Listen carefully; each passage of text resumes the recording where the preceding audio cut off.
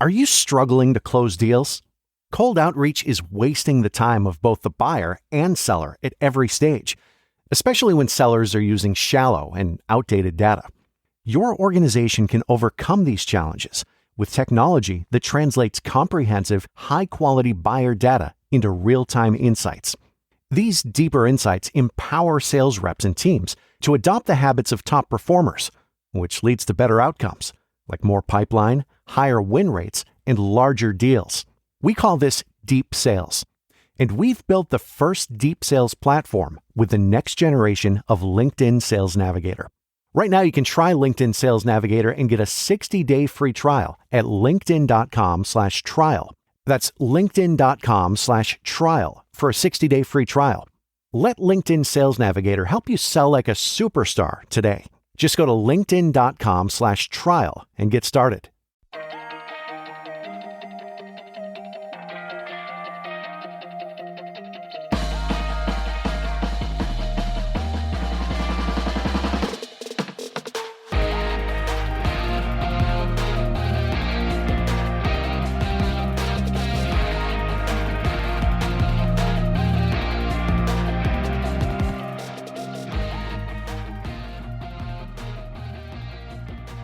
Welcome to Criminalityshow, the podcast where I, Rebekah, and my co-host Melissa talk about reality TV and the crimes and legal troubles these people on these shows seem to get into on the regular. Hi, Melissa. On the regular for sure. Hi, Rebekah. How are you? I'm great. I'm excited to see you on this fine Monday night. Yeah, that's not a thing you say a lot, right? Well, good to see me. Only and also when Monday it's night. Yeah. I mean, it's not the Sunday Scaries. It could be worse. Thank you. I didn't have that last night. Good. My Monday work was for this and with you. And honestly, it doesn't cause me anxiety. Wow. Well, I mean, that's really all we can ask for these days, I feel like. Speaking of Yes. crimes and stuff, I saw something, and Rebekah, I didn't even go back to Google it because I was like, I don't think I can handle this, where Mike, the Situation, our very first episode, could be back in IRS trouble. How, Rebekah? How? No, that is so disappointing. I should have Googled before I announced that, but I really think I saw not read that. or seen it. I'm sure you did. You could have dreamed it, though. Honestly. I mean, at this point, I wouldn't be surprised if we were having dreams like this. But let's cross our fingers. Maybe it was like a clerical error. Right. Well, let's say allegedly. Yeah, let's also say allegedly. There, actually, as soon as you said it could have been a dream, I was like, you know what? It's not the strangest thing I would have dreamt about. Yeah, no, okay. Forget And it. if you're going to dream about him, frankly, I'm glad to be keeping it in like a white collar situation. I'm okay with that. Yeah, that works for me. Yeah, I mean, he's not winsome. No, Oh, just kidding. Rebekah. He kind of is. Honestly, there is a charm to him that I don't understand. It's charisma. He has it. It is charisma, but like the suave thing doesn't really do anything for me normally.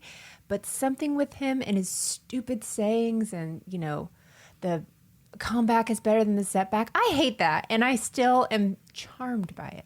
Just charmed. Yeah, Show me your arms, you love buddy. to hate it. I love those you muscles. love to hate it. Yeah. Yeah. I get it. There is a je ne sais quoi about our, however you say that in Italian. Oh, I don't know. I was very confident with how you said it and just thought to myself, thank goodness I don't have to read those words. I never know how to say it. Well, that was French. I'm saying I wish I knew how to say it Italian specifically for him. But I thought you were saying it. And I still am not confident in saying it. So, well, this has been a journey. Criminality, Yeah. the global podcast. Welcome, international listeners. Well, let's get into it because this is an ambitious episode, Melissa, because I have crammed not one but 3 stories into tonight's episode. Because some of you may know, Melissa, I know you do, that my professional background is mostly in marketing and brand identity.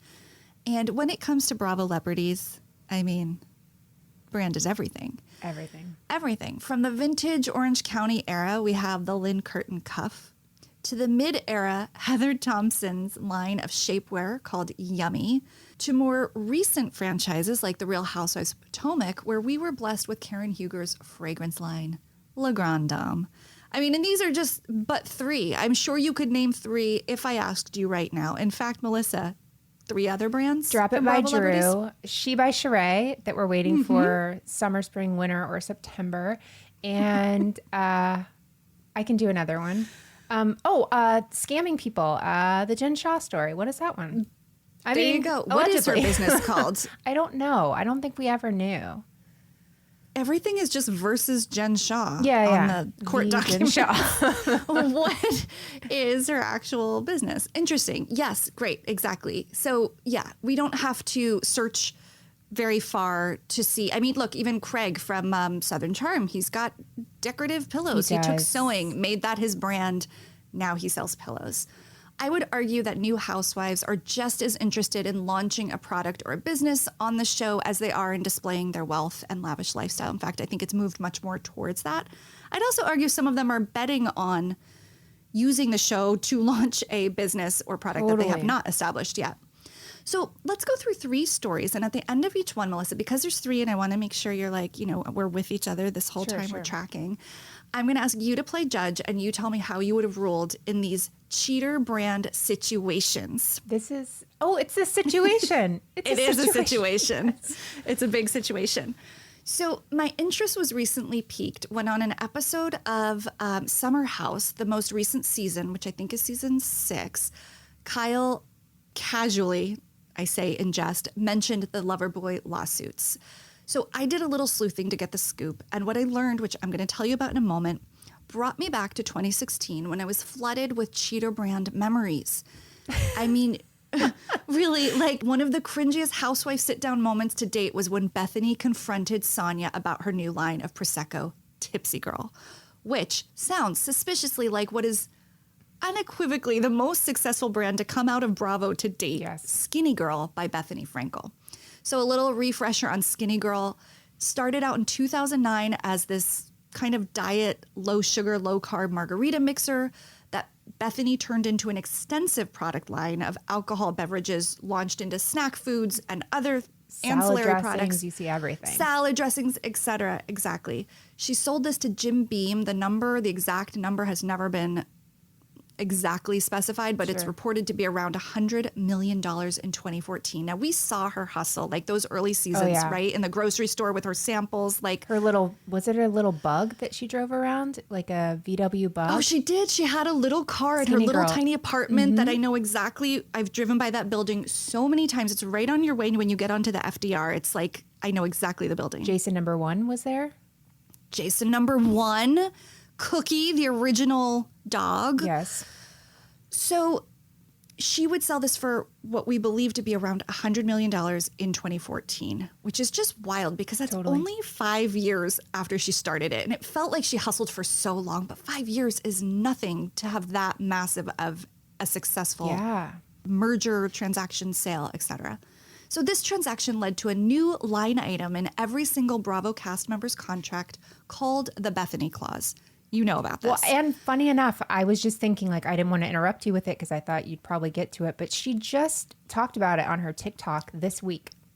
Did she really? We'll have to post that. Yeah, and it was like her confirmation because I've always heard of this, but then hearing her say, here's how much, she talks about how much she got an episode and how she had that written in her contract, and that's what they call it now. It's fascinating. Oh my gosh. Okay, that's wild. I can't wait to watch this. And also, I was told this in confidence by somebody kind of in the industry who was like, don't tell anyone, but there's something called a Bethany Clause. So I thought it was kind of like insider information, but I read lots of publications that are now, like it's open information now. And Kyle Cook actually mentions it in an article in The Cut. So I like that people are talking about it. But essentially, this clause guarantees that if a cast member launches and sells a product at a certain value, Bravo's going to get a piece because they provided the platform to boost the brand's awareness. But it didn't exist, or so I thought, in Bethany's original contract. Does she say that in the TikTok it was there? Yeah, so she says, I think they made like $12,000 for the entire first season. And it said basically, Bravo can have a cut. And she said, no, I don't care about the money. I want to own my brand. And she was kind of talking about how, look at the long term for stuff like this and how now they have the Bethany Clause because of her doing that, which is amazing. But that was like confirmation because I've always thought it was like lore or something. I didn't know it was true. Exactly. Like it was a little bit of an urban legend, but I'm sorry, she's such a baller. Like, Totally. she just pieced out of there with her like newfound mega wealth. And like, she is controversial, no doubt, but like she really has done it like no other housewife has done it. Sure. And now there is this clause, which I just think is wild. So apparently, since Bethany, this clause has never been executed, but that's kind of because nobody has had as successful a product or brand, but it still exists in every contract. But let's get back to the tipsy skinny girl debacle. For anyone who doesn't remember or who never saw it, this is the scene where Sonia and Bethany encounter one another after Sonia has announced a new line of Prosecco that she's launching at her birthday party, where she asks her friends to taste it, that she's calling Tipsy Girl. Bethany was not at this party, but word got to her very quickly, and she did not waste time activating. Melissa, let's roll a little clip of this. Oh, I didn't think I was going to have to relive it. Oh, it is so painful. I almost feel bad putting you and the listeners through it, but I think it's important to set the scene. it is. I'm not even at that point. I asked friends at a personal birthday party to try my Prosecco and let me know what they thought of it at a personal birthday party. Okay. And everyone said it tasted really good. Okay, so can I just... And they said the rosé was great. And I love the name. I thought it was so cute. I'm sure you do. He came up with it. They call it a cheater brand. When a brand rides on the coattails of another brand and kind of uses a similar name, they call it a cheater brand. I don't believe that. I think it's kind of a fluke. That's, Tipsy Girl and Skinny Girl. Oh, you think it's a both fluke? drinks. Oh, I it's thought just it was like fun. some wizard out of... I wasn't trying to obviously you But you inspire me, right. you mentor me, I look up to you. If I could have anything like you, I love that. You know that about me. I'm not gonna deny that. Here's the situation. When I walked in the door, I said I had the same colors on my website as you. Amazing. Here's the situation. The situation is the following. You've asked me before for business advice, and I told you, I'm actually just personally hurt. I don't care. You can't affect my business at all. It doesn't matter. I'm gonna finish talking. I'm gonna finish talking, and then you can say whatever you want to say. But I put my neck out for you, brought you into my world, into my brand summit. I'm completely insulted, and I don't want anything to do with you. Ouch. It's painful, right? It is. Yeah. So Bethany later on the show says, you can't play smart and stupid when talking about Sonia. And she thinks Sonia basically is putting on an act. Yeah. I'm curious, do you think that? So a little, just the way she's so, I love you. And like she knows that somebody's told her already, this is a lot like Bethany's and maybe she won't be happy. So she's trying to almost love bomb herself into complimenting her. Good way to put it. And but man, I just don't think Sonia realized it was that deep with Bethany, like that she would just be so angry personally at her. Yeah. I think there was some awareness, but that she underestimated Bethany, which is your first mistake. Absolutely. I mean, like rookie mistake. So in most discussions about copyright or trademark infringement, which is really what we're focusing on today in all three stories, the phrase copycat is what's usually used in legal jargon and, even in documents. Right. But if you are part of the Bravo universe, like you and I and our listeners are, you hear cheater brand and you know exactly what I'm talking about, which leads me to believe that Bethany actually coined that term. I cannot confirm that, but if you just Google the term cheater brand and nothing else, only things about Bethany and Real Housewives of New York come up, then other articles where they reference it in quotes cite her in them. So I just, again, fascinated by Bethany because I think she just spoke this like into existence. Right? And now it's this accepted phrase when talking about these situations. Totally. Okay, so we heard the moment where Bethany confronts Sonia, but here's what happened in the following days, months, and years. Basically, Bethany loses her mind. And what isn't mentioned on the show, but is a fact, is that Sonia and her questionable business partner, Peter Guimaraes, sorry if I mispronounced that, and if that name Peter's sounds okay. familiar, he's the restaurateur that Ramona was going to go into business with for that sports bar in Midtown, that like very weird fit that wasn't a fit. And you're like, what is this? Right.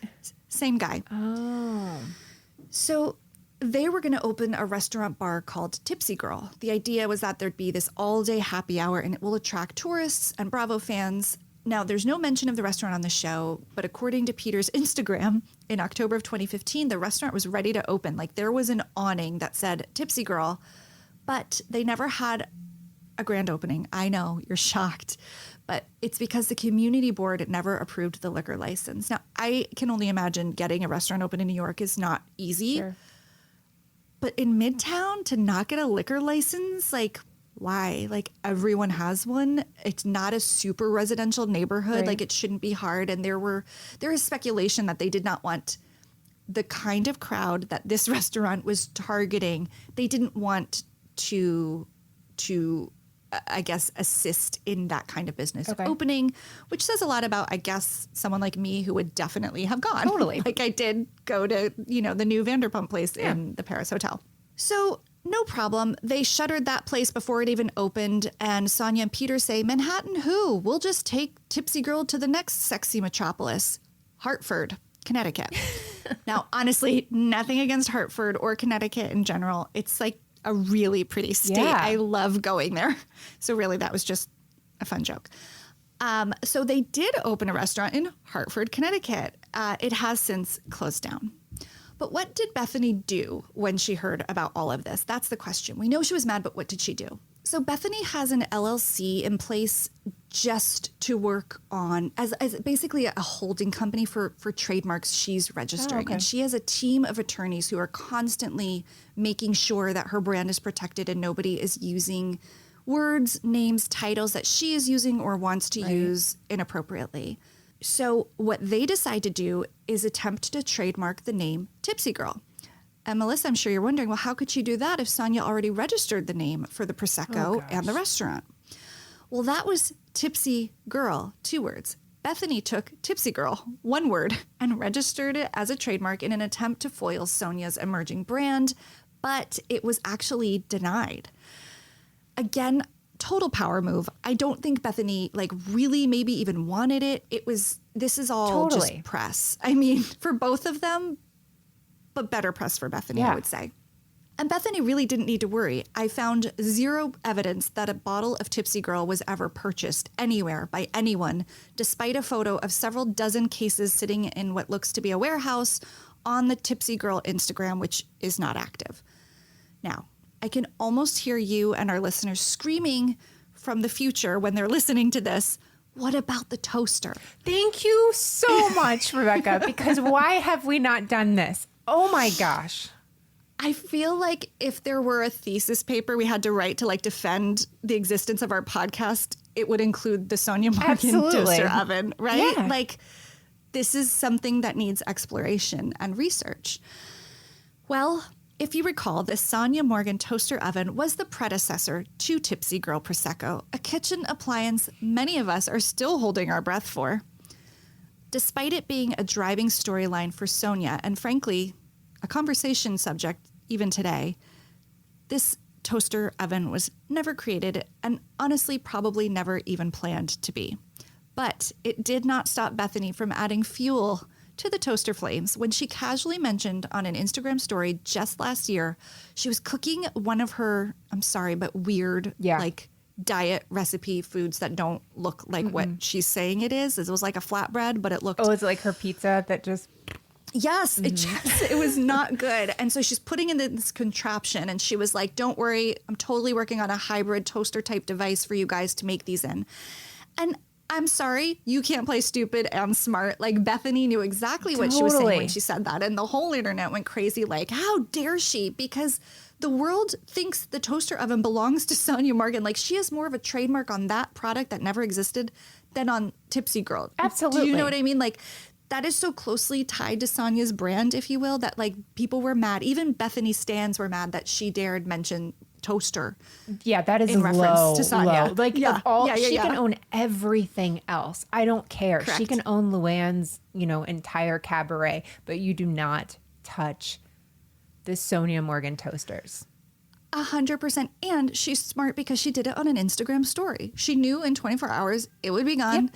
And sure, someone got a screen grab of it, but smart. Prove it. Mm-hmm. I know.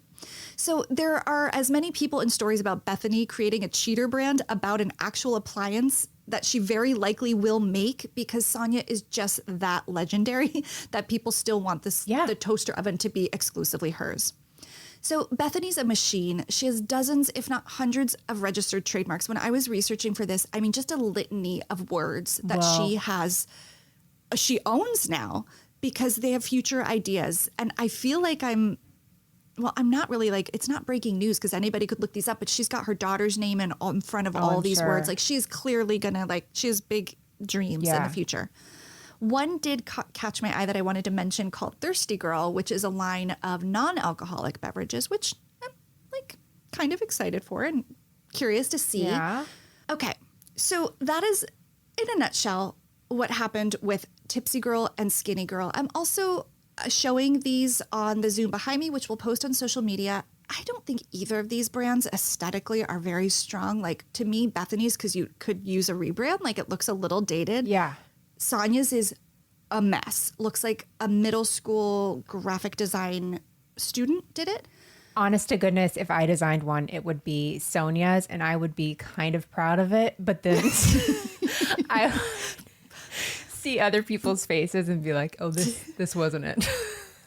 I mean, it's fine. It's just not like, it's not fine. No, it's actually. not fine at it's all. It's fine for you or me to make for something on our Instagram. It is not okay to put that label on a bottle of wine if you are a Morgan. Yeah. How do you rule in the findings of Tipsy Girl versus Skinny Girl? Who do you rule in favor of? Okay, I rule in favor of Bethany, but with the caveat that I felt for Sonia. And if she made a toaster oven today, I'd get rid of my air fryer in a heartbeat. 100%. To put it there. What would I make? Toast, bagels? That's about it. Imagine if she had put her name on an air fryer, like as the air fryer stuff came out. She missed a real opportunity. Skinny Girl gone. Rebekah, what is your ruling though? What would your ruling be? I think I have to go with you on this one. I think Bethany wins. I think her instinct was right. I think it was a crappy thing to do as a friend. To protect, to choose a name that wasn't distinct. Like she should have gone to her and been like, help me name this Prosecco brand. Absolutely. Like help me do some market research. Like what are the trends? I mean, she missed an opportunity there. I also feel really bad for Sonia. I also, another business that I don't know if she ever really launched are those cool loafers she wore on this one trip. They were like her family crest on them. I was like, I'll like make a design for those of us who don't have a family crest. Put them on some loafers. Like I'll wear those. Yeah, those were adorable. I love those. So I feel like a lot of people could get behind something she makes. And I know her dresses were doing well at Century 21. Of course they go under during the pandemic. Like Sonia doesn't have the best luck, but I'm going to have to rule for Skinny Girl Bethany on this one. Got it. Okay, well, speaking of drinks, why don't we take a quick water break to hear a word from this week's sponsors, all of whom are very much not cheetah brands. Okay, well, let's stick with my booze clue for our second brand story and dive into the Loverboy legal woes, which Kyle made sure we knew all about during his meltdown towards the end of this season. For anyone who doesn't watch Summer House, Loverboy is an alcoholic beverage company that they make these slim, attractive canned drinks. They are hard spiked teas and mixed cocktails in a can. They're also low sugar and low carb, so when you're partying in the Hamptons, you can drink them excessively while making sure your calorie count doesn't get too high. And the Hamptons is where the cast of Summer House spends their summers. That's the whole premise of the show for anyone who doesn't watch. A group of New York City friends who live together in a house during the summer in the Hamptons. I was late to the Summer House party. So glad I came. Watched it in reverse. Yep. Which is weird, like a fever dream, but really cool because I saw it all happening like in backwards motion. Like things started making sense. It was like the movie Memento. Retroactively. It's one of my favorite movies. Yes. Also Groundhog's Day, weirdly, because I'm like, wow, that started then and is still happening now. Like you see the patterns. So Kyle and his first girlfriend, then turned fiance, now wife, I would say, well, I guess they're all primary characters, but they're like a central piece because they're the only couple until recently. They were all single people and meshed together, but they were the couple in the center. And their relationship drives a lot of the show's story, but he is not the number one guy in the group, and that is important to know. Ooh. So, well, just in general about Summer House, not for the story. Let's take a listen to what will set up my story because I think it's important that we hear this in Kyle's words. Okay.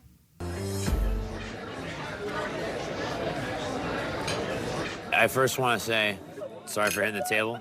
Look, I don't burden you guys with my problems. I'm in a lawsuit. I've spent $200,000 on legal fees this month. I'm $4 million in debt with the loan for my business. Everything is on the line. I'm expanding into 8 states in the next week. Our florist. We had no idea the flowers dropped out. No, everyone's worried about their prom outfit. I'm dealing with a little more substantial. I love the roundup and it being like, and now we don't have a florist. It's like, buddy, that is the least of your problems.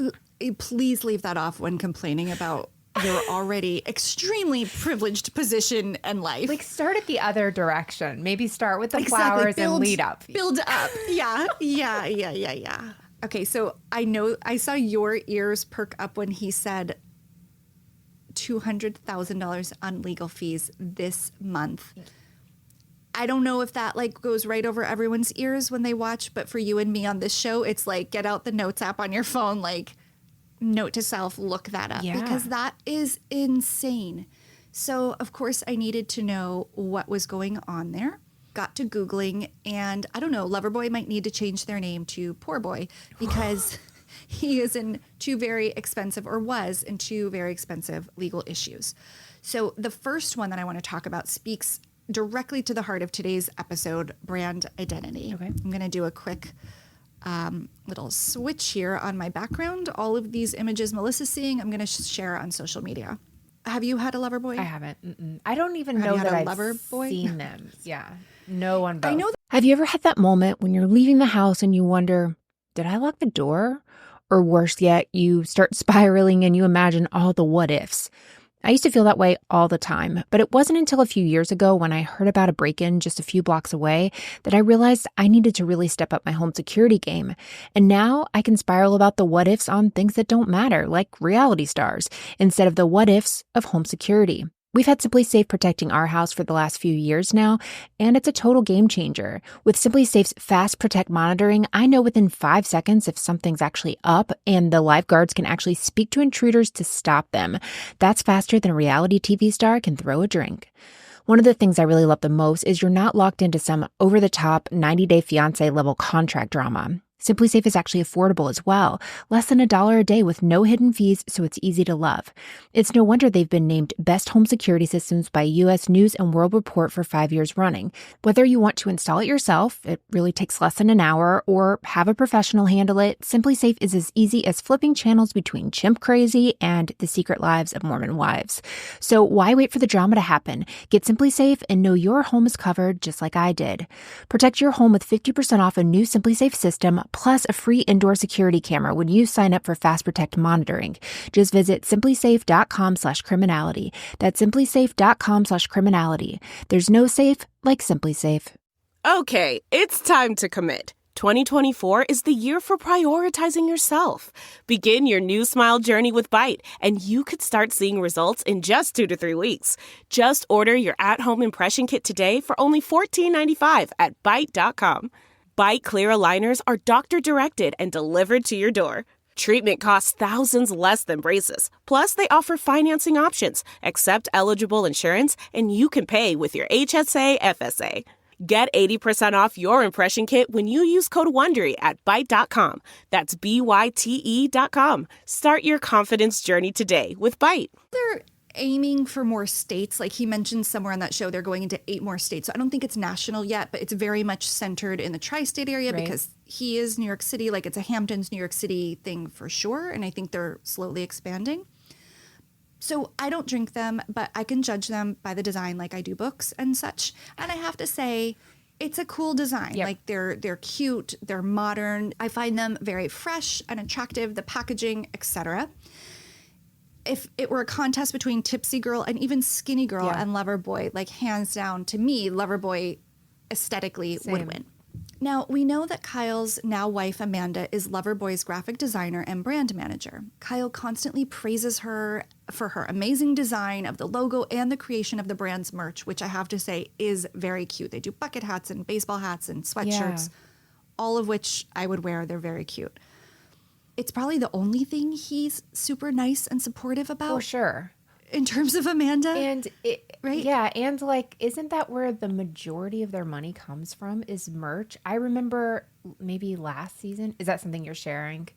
No, please. But I feel like it was like the season before where they were saying, yeah, the majority of our sales is merch. So she's kind of, at least a while ago, the whole business was her designs.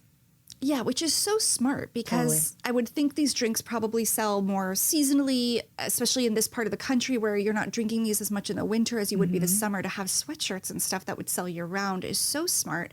And I did read an article where I forget what the amount of sales was one weekend, but it rivaled like their overall quarter of sales for the beverages. So yeah, and that is from her creativity and her work. We think. Yeah, I was going to say possibly. So I'm not the only one who likes the Loverboy logo. Obviously, everybody does who's buying this merch. And somebody else very specifically liked this. You might be curious who. Well, it's the owner of a New York City bar located in the East Village called Loverboy. Loverboy Inc., the owner of Loverboy Bar, identified as Moss Isley LLC, sued Kyle and Loverboy Beverages for trademark infringement in September 2020, according to court documents filed in New York City. Now, Melissa, Yes. could you please describe for listeners the Loverboy to my left and the Loverboy to my right?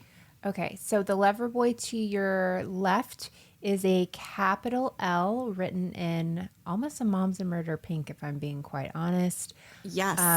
Written Close out. to a dialogue hot pink, actually. And criminality. I think we have a theme here. The L is capitalized, basically. And in the other one, the L is lowercase. And I have to be honest, not seeing a whole lot of difference. The R and the B are separated on one. I mean, that's it. Yeah. So, and it's like a script, right? It's like a casual, it's not quite a fancy Right. It's cursive. not a fancy cursive. It's in between, like, it's like a penmanship hodgepodge. casual script. Yeah. And there are differences. Like, I would say the Loverboy of Summer House has a little more like slant to it and a little more like movement. And the Loverboy Bar is in a straighter line, but they are both in the hot pinkish color family, and the Loverboy Bar is a lowercase L, as you stated. Like, that's the biggest difference. Yeah. But I would think if you weren't looking at these closely, very similar. Totally. So Loverboy the bar opened up in June of 2017. Sadly, the bar has closed again. I mean, so many great New York City establishments have closed due to the pandemic. They were known for amazing pizza and slushy drinks. I read. I've never got to go, sadly, but sounds like something I could totally get behind. So the bar sues Loverboy for trademark infringement, claiming that Kyle used the name that they had already registered and that their logos were too similar. The owner of the bar wanted Kyle to pay damages for willful infringement. So I just want to call out the Bravo docket, a podcast that covered this and had great write-ups about this that made it very easy for me to read and understand. Yeah. So a lot of what I say next is directly from the Bravo docket, which, again, great lawyers doing the Lord's work in the Bravo world and breaking down these complicated legal jargons into more manageable terms. So Loverboy responds by saying, listen, your cocktail bar is limited to the audience that it's going to pull in real life. We're selling a goods and service that can go way beyond the region. Right. So there's really not a customer confusion issue here. You're a local bar. We're going to be like a national product. Yeah. Loverboy also filed a counterclaim seeking declarative relief from the court, saying it had every right to use the name and it didn't infringe on the trademark. So now they're kind of in like a battle of lawsuits. Right. Again, according to the Bravo docket, this was settled out of court and subsequently dropped. So I assume that Loverboy, the beverage company, prevailed because neither the name nor the logo of Loverboy Summer House have changed. So again, I assume it has been put to rest and settled out of court. I would say that two things can have the same name. It happens a lot even in podcasting. Yeah. And a lot of times you just don't know someone. You can't see everything and know everything, even if you Google it. For me, it's the font choice and the color. Yeah. I think if they did know, which nobody can prove, and they've never admitted to knowing that Loverboy the bar existed, they could have gone all caps. They could have gone not pink. There's a few things they could have done or could have changed to really, I guess, alleviate the situation. Yeah. But that was not the lawsuit that Kyle was breaking down about at the table. The one that was current right before he got married was this second lawsuit, which has to do with a distributor called Night Shift. Again, Bravo docket broke it down. Here's what happened. Loverboy basically went into business with a distribution wholesaler. Okay. You make a product, another company says, we have the relationships with the stores, we will like get it to them. Sure. Simply put. So they had this agreement, but on December 1st, 2020, not long actually after the Loverboy infringement suit, Loverboy canceled, wanted to basically break the contract. So they gave a notice of termination to the agreement saying that in 1 month, effective January 3rd, 2021, we're not going to use you anymore. And that was all as per the initial contract they signed. That was totally fine to do. Either party could walk away with this written notice in a certain period of time. However, it would have been fine, but less than 1 week after Loverboy canceled its agreement with Night Shift, a new law in the state of Massachusetts, which is where Night Shift is, passed, saying that, I want to get this right, the rules for canceling agreements with beverage wholesalers now required certain repayment to the distributor when terminating an agreement. Like, just out of the blue, the law changed. That is so basically, specific. I know. It is such dumb luck, honestly. Yeah. Like, they really didn't do anything wrong. Right.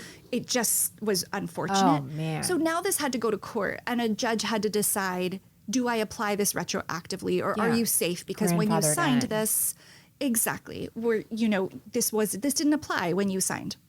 So the Alcoholic Beverage Control Commission ruled that the new law did apply retroactively, and thus any disputes under the new law had to be arbitrated or go into like a settlement phase, and that Night Shift might be entitled to compensation.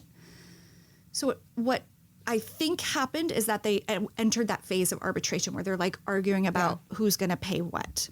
Then Loverboy decides to sue Night Shift for fraud, saying that they were tricked into a contract. So this gets litigated for several months. Eventually, the parties agree to settle, and when they settled, it was September 9th, 2021, so almost a year later and just weeks before Kyle and Amanda's wedding. So the breakdown kind of makes sense. This was building and building and was very expensive. Apparently, they did end amicably, without prejudice, all of that stuff, but privately, confidentially, out of court. Yeah. So we have two rulings for you, Melissa. How do you rule in the matter of Kyle's Loverboy versus the New York City Loverboy bar? Ooh, I think the Loverboy bar definitely should have won or whatever. Should have made the other Loverboy change their logo, because it's one thing to have the same name, like you were saying. Like, there's a band called Loverboy. Like, there's just only so many words. But this is cheater brand all over it, if you ask me. But then the other one, barring that I don't understand everything under this contract thing, I feel like it should have been grandfathered in, because that law was... that law sounds like somebody with an active vendetta against Kyle Cook came up with that. Like a high school bully, somebody that he made fun of, went to law school and was like, this is it. This is what I have to do. I'm going to ruin his life. And that's the law I'm going to write. And they did it. Yeah, I can buy that. Yeah. I am with you 100%. Honestly, the Loverboy bar thing, like, even in terms of like your own street credibility in New York City, like, that's where their headquarters are. It's like, respect a bar that was there before you. You're a alcohol drink, like, be a good community member. It's I don't think it makes them look good. Like, to keep it and to disregard this like not little, but like an independent bar. Yeah. I just think it could have been a very easy change, and I don't think it would have drastically changed anything for their company. No.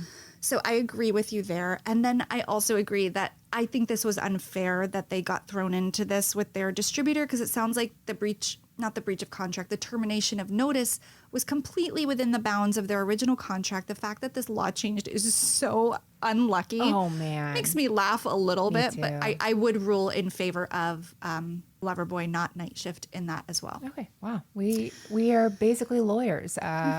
Kim Kardashian. We are Criminality Court. That's going to be our spinoff. Bring us your matters and we will make a ruling. That would be fun. That would be. I can love totally to get a judge gavel. Yeah.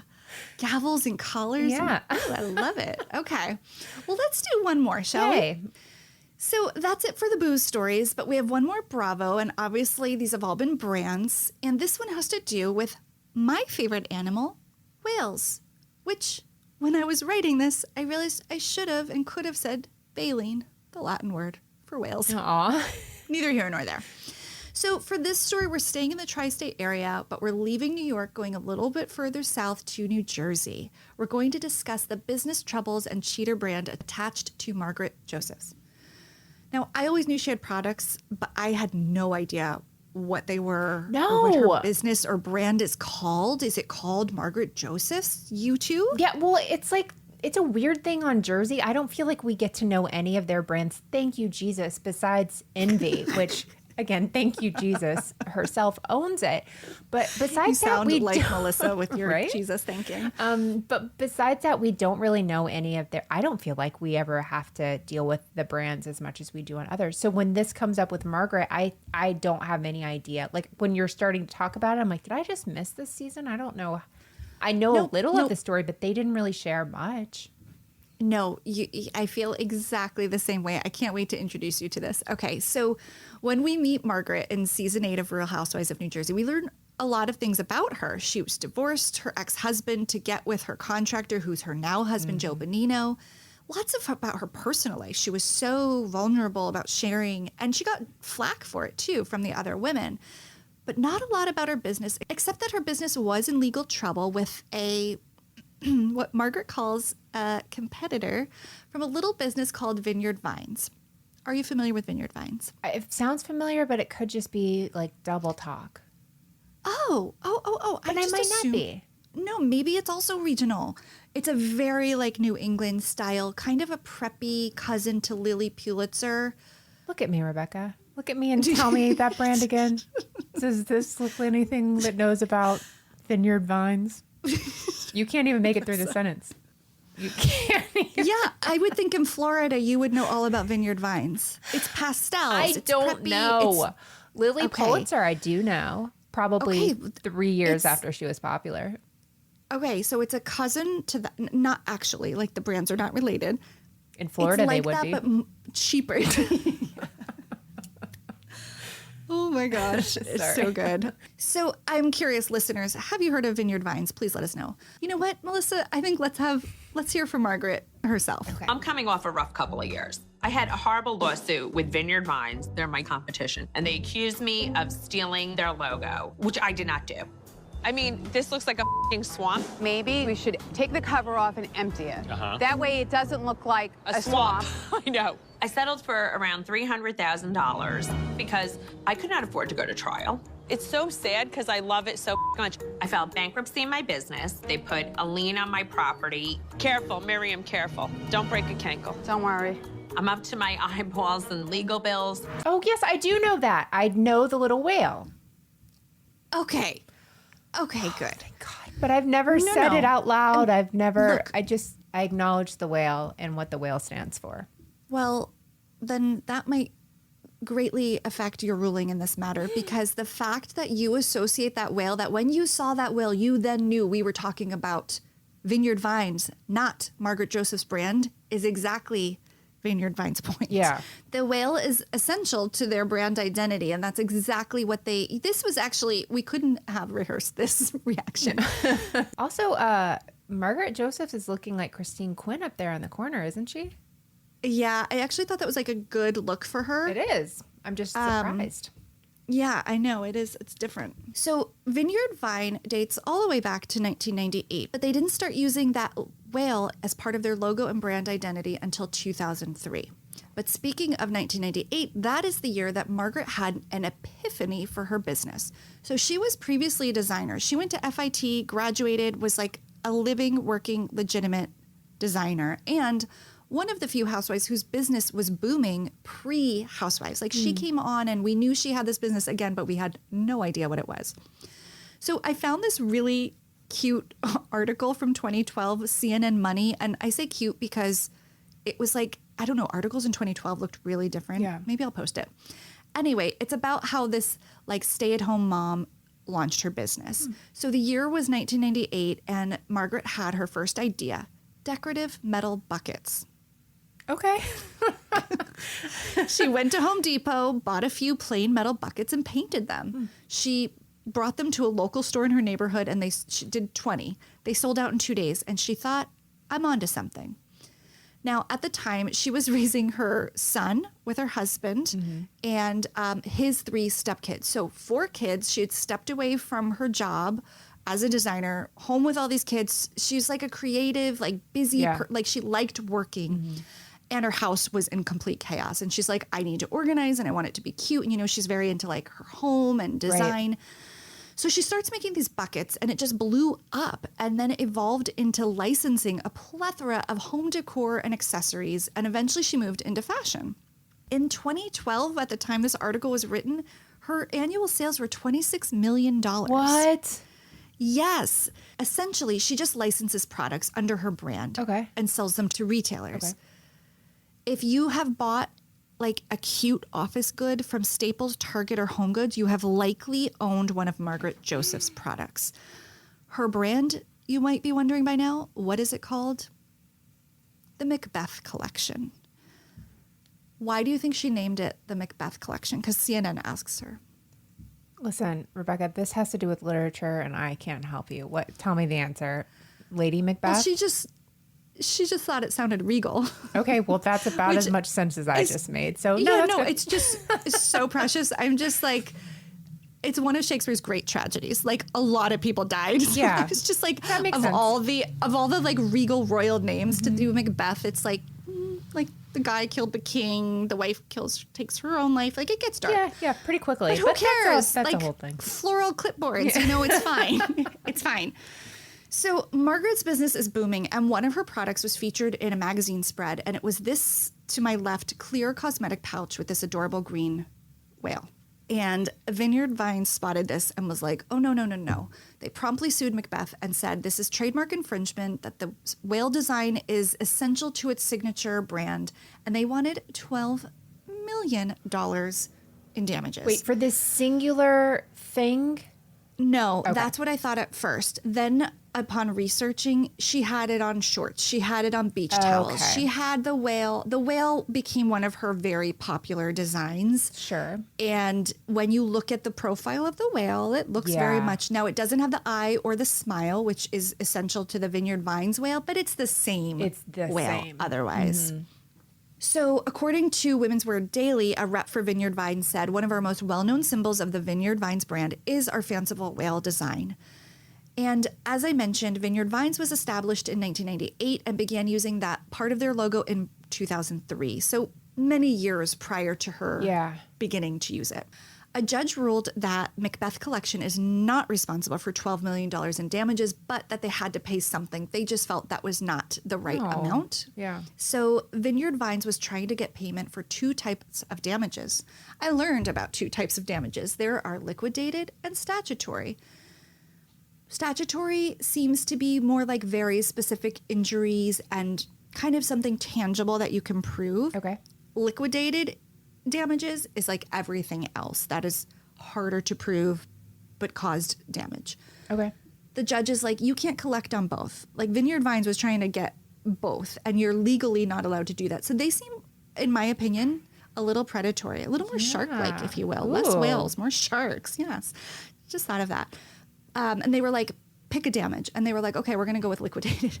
The parties negotiated and settled on $300,000 that Macbeth Collection would have to pay them that. So settled, except not, because a year plus into the settlement or after the settlement, Macbeth had only paid half of the amount and allowed one of its licensees to continue selling the infringed product. Oh my gosh. Which was like the biggest part of the agreement was like, and you have to pull the whale product from every retailer. Now, Macbeth Collection, of course, said, we told everyone to. Okay. We cannot physically do it. And so one of the people didn't participate, but that, is going to go down on the company. Yeah. So the judge said, well, you have to pay the unpaid portion, which was like $130,000. And now you have to do another $500,000 for damages. Oh my gosh. So in addition to this, Margaret will have to pay for the yet to be determined amount of legal fees Vineyard Vines has had to accrue during this time. And in June 2017, Vineyard Vines filed a motion saying our legal fees are $9.2 million. So What? Now she's on the hook again for multi-millions. Vineyard Vines also asked the court to hold Margaret Josephs and her brand in civil contempt because this was all getting to be taking so long and they could not get their money. This all happened in a Connecticut court because I guess that's probably where Vineyard Vines is headquartered. But in New York, Margaret decided to start fighting back because Vineyard Vines was trying to go after her housewife's salary. They were trying to put a lien and intercept her income from the production company, ITV, to get their money, which is what debt collectors will do to get their money. I don't know about private companies. Like, I'm aware, like, when the IRS does that. Sure. I don't know what happens when, like, Vineyard Vines wants to do that. So Margaret was like, no, I'm filing a petition against Vineyard Vines. They can't take my revenue. I need this to properly pay them back and to keep my life afloat. So the companies did settle. She won that suit, and then they settled in a confidential agreement.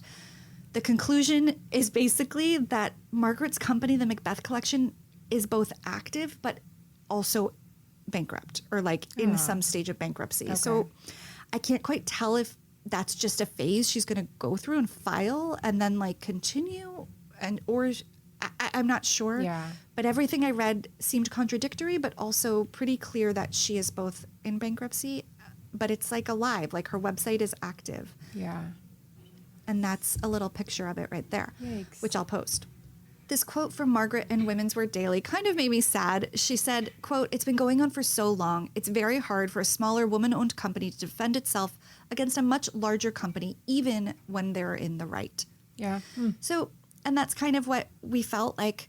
And I have to say, in my research for this, I saw a few other cases pop up of Vineyard Vines suing this little tourist t-shirt shop in Maine who sell like a Life is Good in Maine shirt with a whale. Like, I really don't think a lot of people who put those t-shirts out in their little mom and pop shop were thinking of Vineyard Vines. No. They might have even seen the whale and been like, that's cute. Totally. I'd like one too on these t-shirts that I'm selling for $24 at my little like, it is both trademark infringement and also not ill-intentioned. I think there's like a little gray area, and I think Vineyard Vines is doing just fine. This is a store that exists only in super high-end malls and towns and cities. Like, it's just like a high-end brand. I just don't think they need to go after the little guy so aggressively. Totally. You know? And I feel like, I think I just gave away my ruling. Yeah, no. I feel the same way though, but because I feel like you could even say, hey, I don't know, this is just me. We kind of ran into something with Moms and Murder where somebody had used our exact name, and it's it's a pretty specific name. But instead of being like, let's get attorneys involved, blah, blah, blah, we just said, hey, not sure if you knew this, but our show has been around for 5 years. You know, this is the name, blah, blah, blah. The person changed it. No harm, no foul. I feel like in some of these cases with smaller companies, a big company could say easily, like, this is our thing. If you want to keep going, we can go. But, you know, you can't sell whales on your stuff. Why go after people like that? I hate that. I hate that.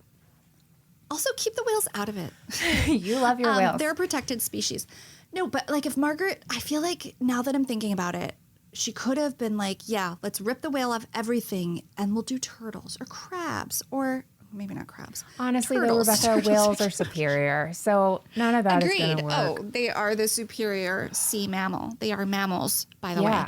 I did know. So that's the story of cheater brands. There's so many. These are but 3, and I really enjoyed investigating Me them. too. Okay, can I do my final ruling for Margaret? Because I thought we did. Please formally, how do you rule? This is criminality court Gavel now. time. So, criminality court. I'm very excited about this. So with Margaret Joseph / Christine Quinn up there in the corner, I feel like the first settlement or whatever, the $300,000, that seems very fair to me. That seems she sold some stuff. Okay.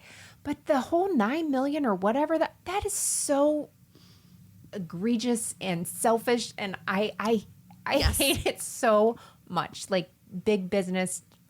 I don't know. It just makes me angry because I could agree with everything. And it seems like she even agrees and says, hey, that is too close. We'll take it off. We'll do whatever. Right. I'll pay you this. But to try and put a lien on, I don't know. That's just too far.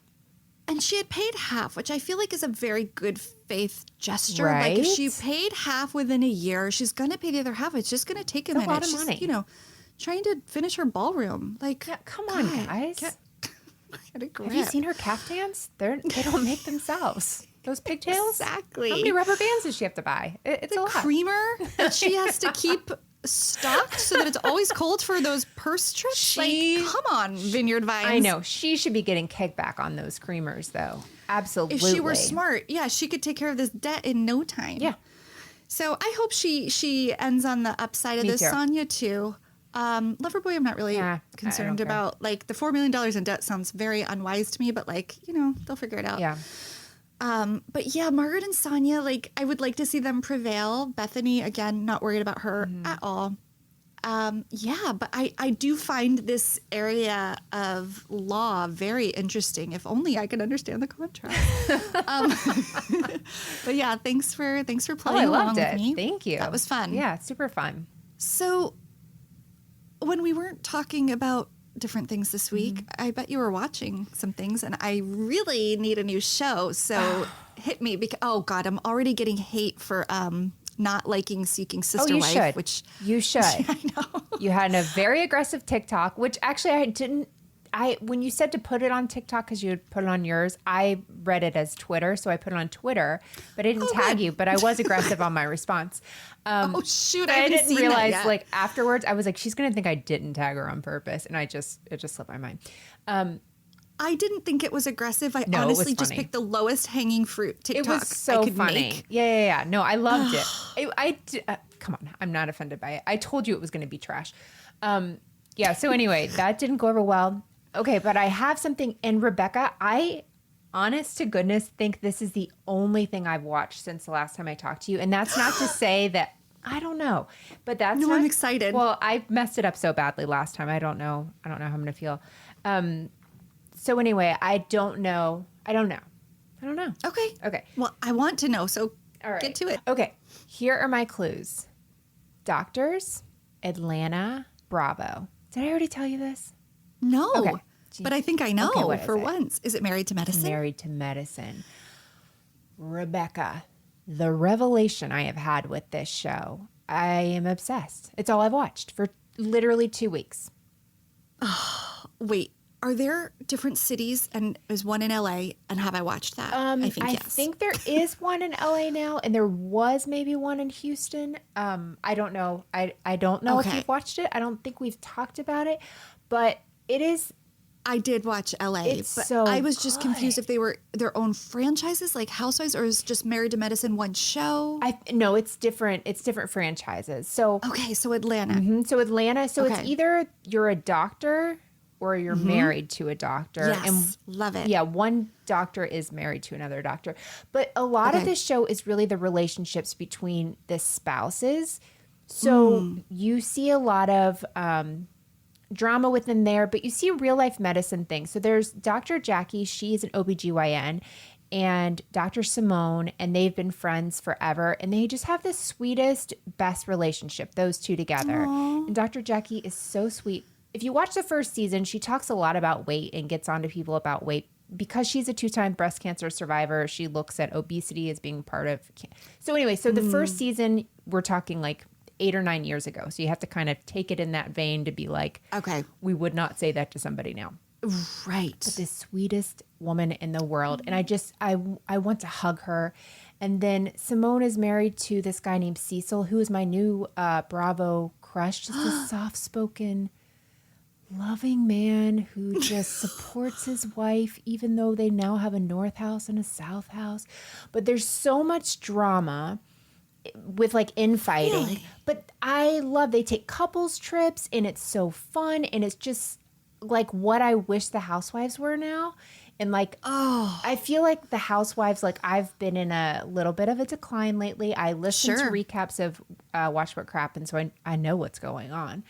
Yep. But I haven't really felt super into it lately. Yeah. And so this was just like the Bravo I needed. And Ronnie and Ben, they love Married to Medicine, and I just haven't started it. And I hadn't started it. And I just like am so obsessed. I'm listening to their old recaps. Like, I'm in it. Wait, so they recap it currently too? Well, not right this second, but yeah, they have in the past. Okay. So it was good. one of That's those like that I never listened to because I didn't watch the show. But I heard the name's Quad. And so and Dr. Heavenly, she's got like this very high pitch. She's a dentist, but she's just. Is that her first or last name? First. And she'll tell you, she'll say, Google me.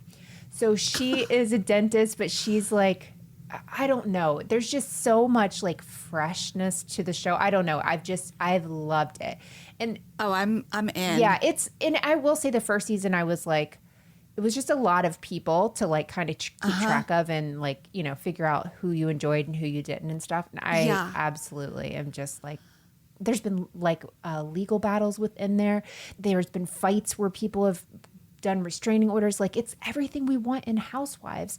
Okay. But the couple part of it is really refreshing, and just like seeing them sitting on the couch together talking in the talking heads, and like, I don't know, it's just so different that I love it. But it does remind me of old Housewives stuff. Oh, I'm in, and I feel like this is something I maybe can get my daughter in on because she's into medicine. Yeah.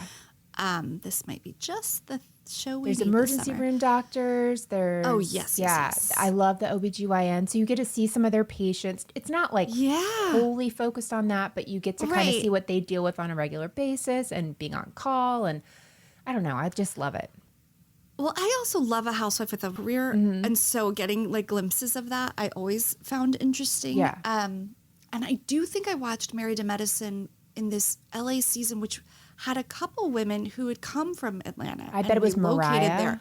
So there was like a crossover. it was Mariah for sure. Mm-hmm. Yeah. And I didn't like I did like it, but it didn't like keep me. But I feel like the Atlanta one is where I should start. Totally. So Mariah, actually, she's married to a guy, Dr. Aiden.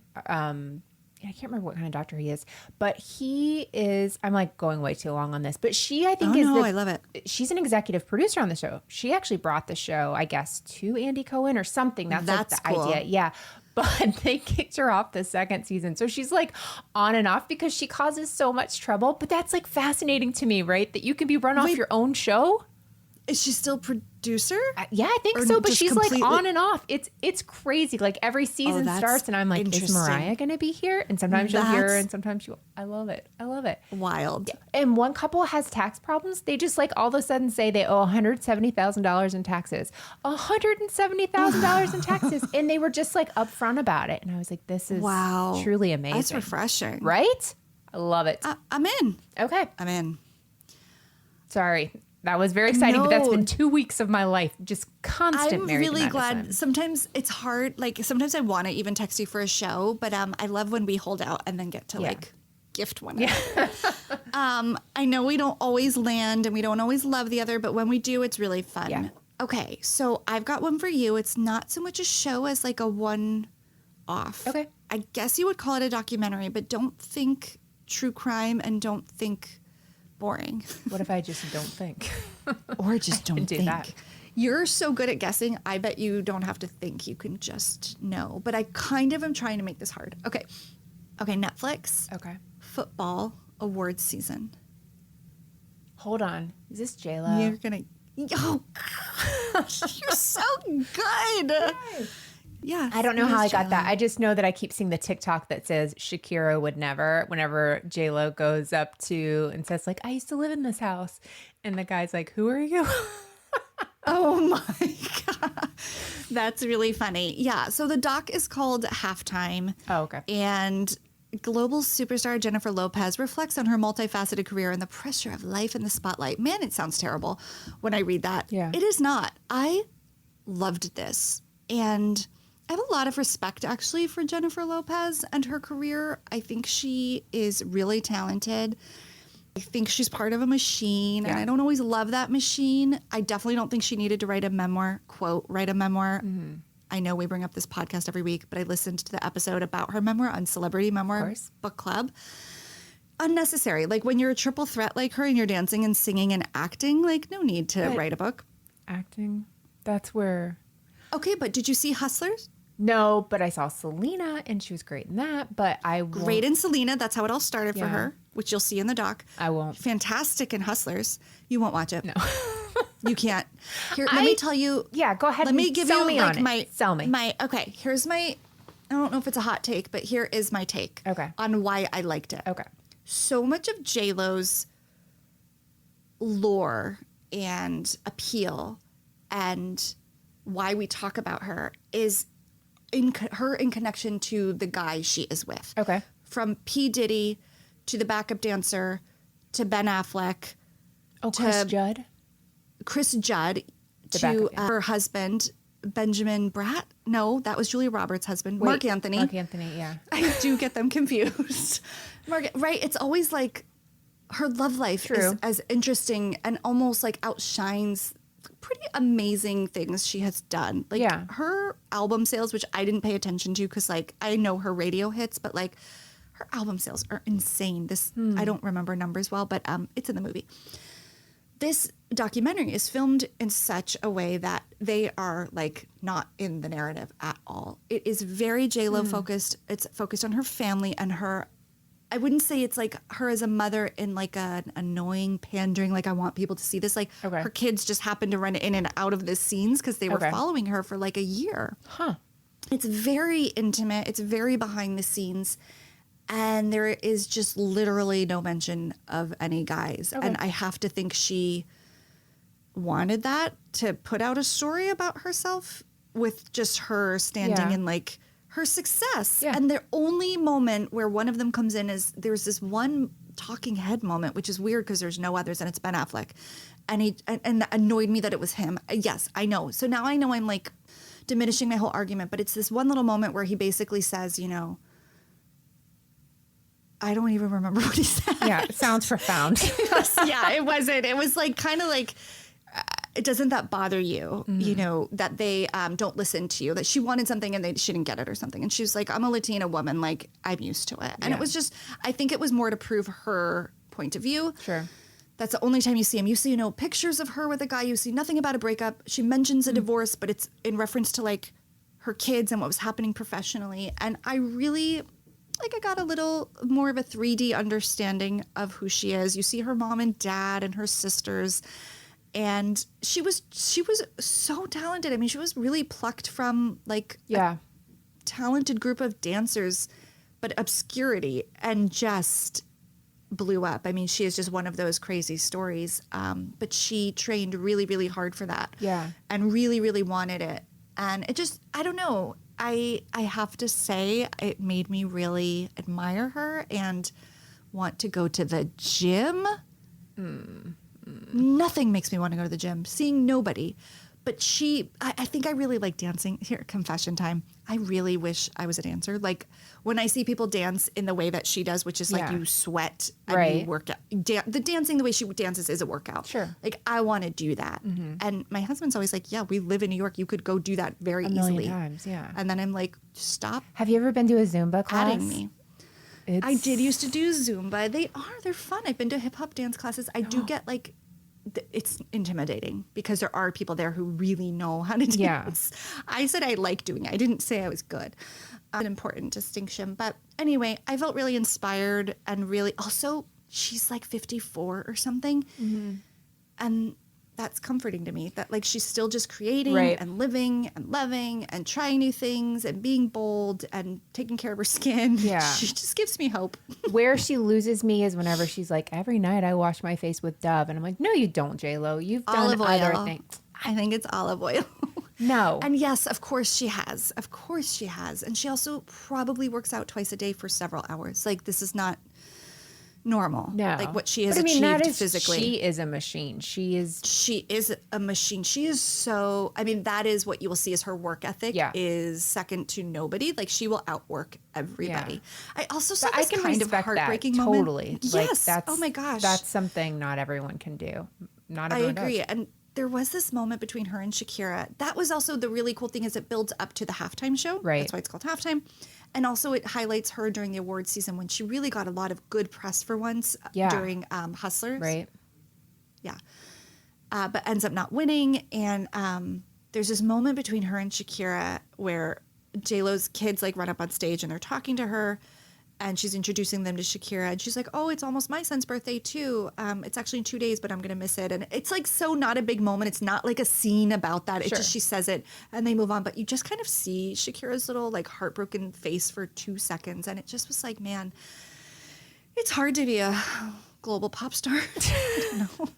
Like, sorry, I think I've said too much, but I guess I feel like halftime how you feel about Married to Medicine. It's like what I needed to see. That's totally it. If I run out of things, because I'm getting close to finishing Married to Medicine, and I'm starting to hate a couple of the husbands, so I don't know how much longer I can. There's only so many husbands we can tolerate. I mean, barely one. Exactly. So anyway, I can see myself. I can't make you any promises. Let's be honest here. I've said the same to you. I have no expectations. I just think you might be pleasantly surprised. And for anyone listening who is like, maybe I would watch that or mildly intrigued, do watch it. If you're at all interested, I think you will not be disappointed. Okay. Yeah. But I think you feel like have I saw to. the clips. I think your exterior is too hard for it. I think it's fine. I mean, towards it, not in general. Towards it, like you're not receptive towards it, so you're gonna hate it. I'm trying. This is It's me with Sister Wife. It's fine. It's just not a fit. Okay. I did watch Keep Sweet. Did you? Per your recommendation. Oof. Dark. Yeah. Actually, I'm finishing it tonight. I have one more. Finish it and tell me So what you dark. think of the last scene, because I was like, what in the world just happened? Okay, yeah, like, that's I right. just You told me didn't think that. it Yeah. ended. It felt like there was like 30 seconds missing or something. I don't know. Interesting. We did 3. Like that kind of Sister Wife thing I can totally watch because it's culty and actually not okay. Right. So I understand it, or I don't know, my brain doesn't bend as much as when I watch Seeking Sister Wife. I'm like, I don't understand. Thing. Yeah, it's very wild. It's just there harder used to for be me more to people wrap my on head there that around. it was like a religious reason and there was like another Latter-day Saints and stuff. But now it's just like. But even that's weird because it's not like a troubling documentary exposing the fundamental issue. It's like just people doing that who want to share it. And I just am like, it does. I'm get sure. I believe it. Never a dull moment. So hit me with some more clues for our next story. Okay. I'm committed to this. I even right before looked through my list to see if I wanted to change it because I just feel like this is going to be a big episode in the sense that like there's just a lot going on. And I love it.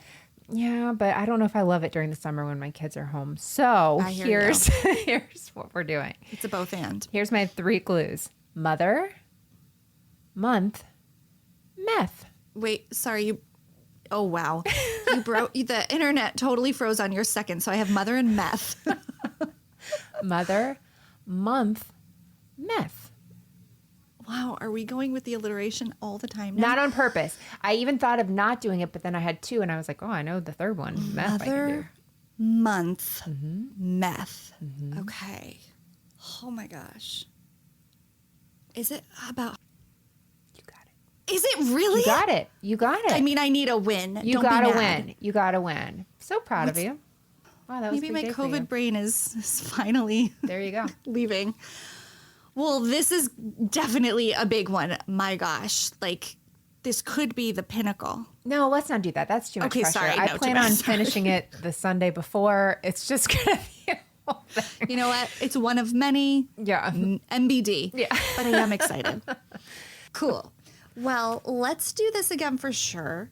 And this was so much fun, as always. Loved it. Yeah, so much fun. Yeah, quick note, Dialogue is on a summer hiatus, so please enjoy Moms and Murder on the weeks that we're not here. Every Tuesday you can catch Melissa on that. And we are trying to be on TikTok is it at Criminality Podcast TikTok? I hope not, but it might be. I'm pretty sure it is, Melissa. But I don't think we had any choices. I'm sure we didn't, or we would have been a cheater brand. Yeah. Or we would have had to, might have had to steal that. Had a dispute. Yeah. But you can follow us there, but always on Instagram as well, of course, and Twitter at Criminalityshow. Yes. And if you would like to email us, I'm just giving everybody everything. Sorry, I don't know why. Rebekah lives at... yeah, criminalityshow@gmail.com. Correct. Yeah. Yeah. Great. That was weird. It was. I felt like I was single white femaling you. Have a great 2 weeks, everyone. Bye-bye. Bye. Thank you for listening to Criminality. If you're enjoying the show, please head over to Apple Podcast or wherever you listen and give the show a rating and review. The reality is it would be a crime to keep your thoughts to yourself. And come join the fun outside of the podcast and follow us on social media. We are at Criminality Show on Twitter, Facebook, and Instagram. Memes are welcome. We'll see you in 2 weeks with a new episode. Until then, you can catch my co-host Melissa on her weekly show, Moms and Murder. And Rebekah Sebastian on her podcast, Dialogue, a true crime conversation. Don't forget, loving reality isn't a crime.